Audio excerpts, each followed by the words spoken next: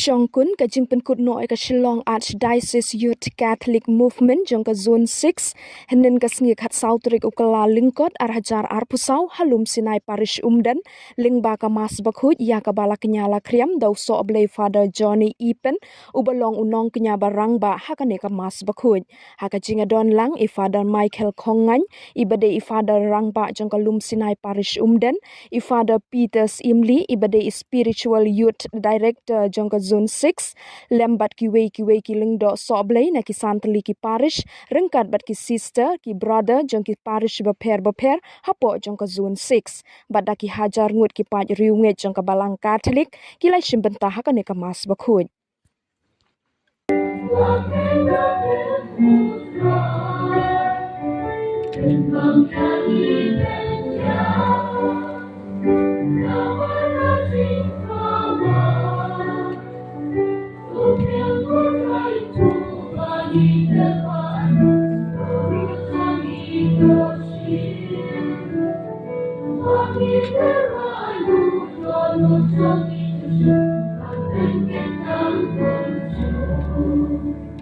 Bat ulamare sya ueli, bat ulaong. Ngadon hangni namar pilakot yanga. Henry ueli ulajuba. Ngam syamkot kilek kia biang. Kumta ulalek no bat ulatia. Te utrai ulakot biang.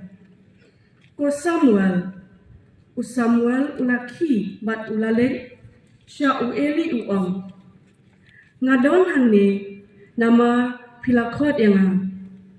Henry ulajuba. Ngam syamkot ko kun jonga. Kilek kia ano. Samuel umpat itu ya utrai bat ya kaketin utrai umpat syam penpau hau. Bat utrai ulakot biang ya Samuel hakasin kabalai.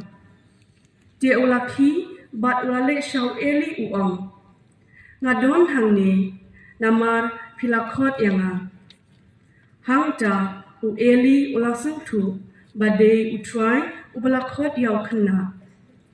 Udien so agatos babha penmi Carlos namun dayu bakin saitam ubabha lakelau ba itinna ba Shongkun long pa ki babha ki kun badende ki baba kam ba shushu kam janai shushu kam kinsai shushu rangin sai tekin sai Carlos Umde agatos.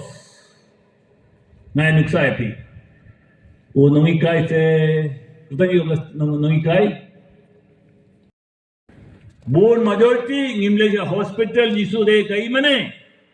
Aba do jingerman samla samhoy pai sa kay mane. Kumba o Solomon ratay kay mane wagumno abang ito ka jing sitong jimpan jingreo jimpang kleu jimpang klam abang ipai sa kanila jakka bakindang medon kadonod medon kikman arteli medon kanam hakane jakka nga pinggindang ublela pinggindang kay mane temple Jerusalem abang ito kanano jinge pai sa kay mane kanamo samla ki pai sa ublay kabasuban pai kumne yaro ya utray hallelujah yaro ya utray hallelujah